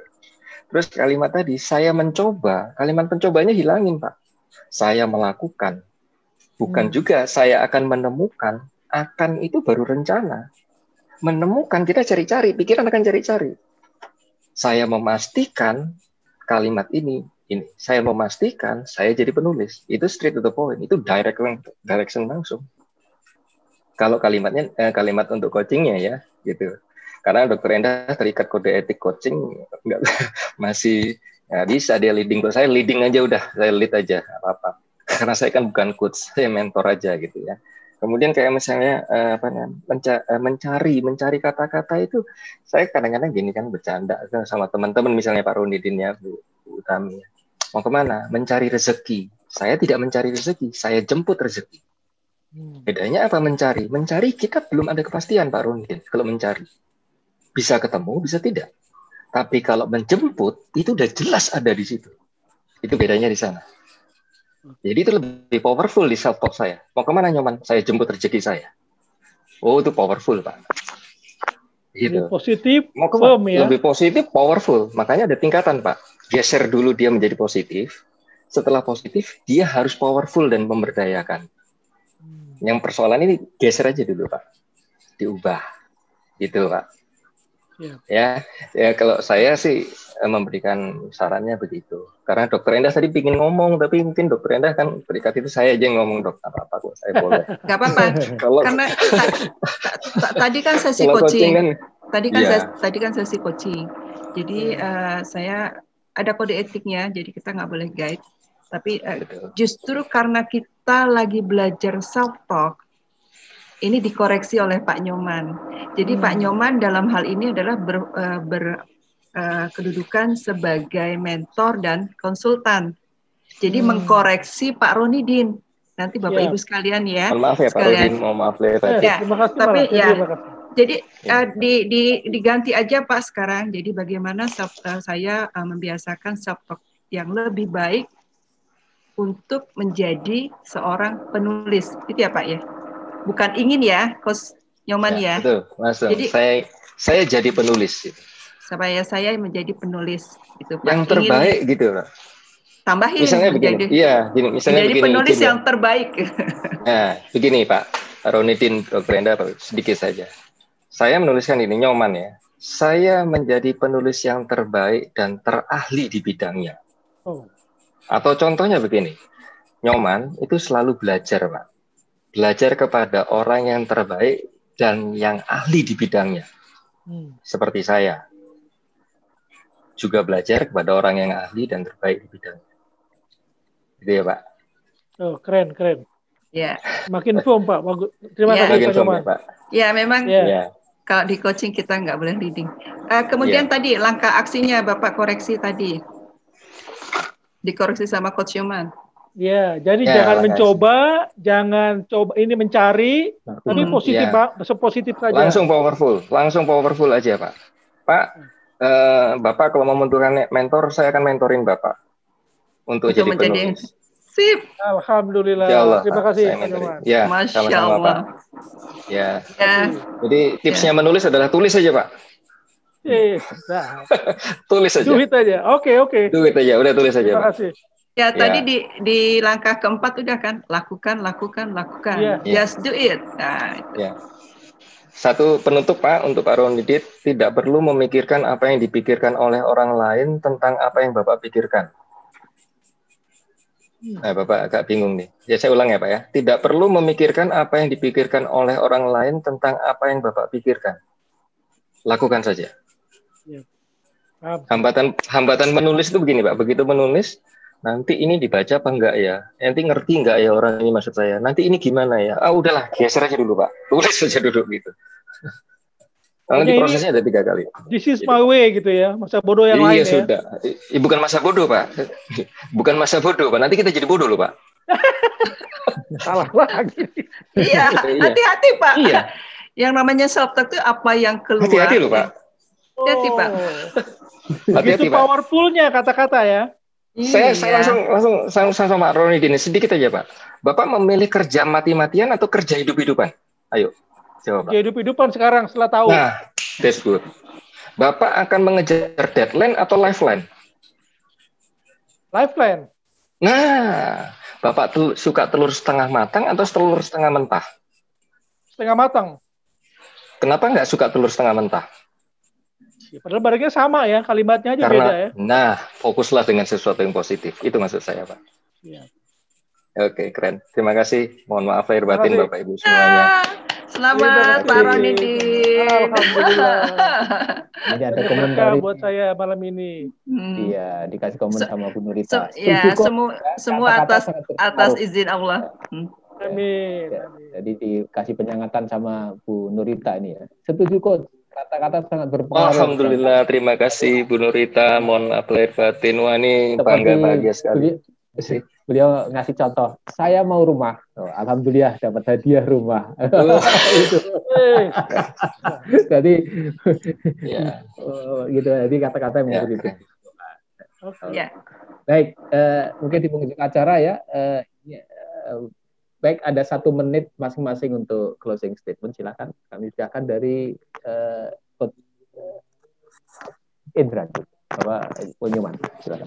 Oke, baik, terima kasih. Bapak Ibu, untuk mengubah mindset, ubah dari pola kalimatnya. Itu saja. Jadi, karena di mindset itu pasti ada kalimatnya. Ubah pola kalimat Anda, dan yakin pasti positif. Pola mindset Anda berubah, otomatis kebiasaan Anda berubah. Dan tentu saja, nasib Anda pasti berubah. Karena Allah tidak akan pernah mengubah nasib sebuah kaum ketika kaum itu sendiri yang tidak pernah mengubahnya. Mulai saat ini dan seterusnya, ubah pola kalimat Anda akan mengubah pola berpikir Anda. Dan tentu saja, insya Allah nasib Anda berubah. Terima kasih, mohon maaf lahir batin, dan insya Allah bermanfaat. Terima kasih Dr. Agus, Dr. Enda. Terima kasih, Coach Nyoman. Dipersilahkan Coach Endah untuk closing statement-nya 1 menit. Silakan. Baik, terima kasih Dr. Agus. Bapak Ibu sekalian, apapun tujuan dari Bapak Ibu sekalian, ya, kita malam hari ini, alhamdulillah salah satunya adalah bagaimana menjadi lebih positif, ya, self development, khususnya adalah bagaimana kita bisa meningkatkan self talk kita lebih baik lagi. Dalam coaching, prinsipnya coach adalah bintang. Kami coach ini hanya memfasilitasi, memprovokasi supaya timbul pikiran-pikiran yang kreatif dari para coach. Insya Allah, mudah-mudahan dalam sesi ini Bapak Ibu sekalian bisa mendapatkan pikiran-pikiran kreatifnya, ya, yang dari pikiran Bapak Ibu sekalian untuk mencapai goalsnya pada malam hari ini. Barakallah. Semoga bermanfaat dari sesi coaching yang kami berikan.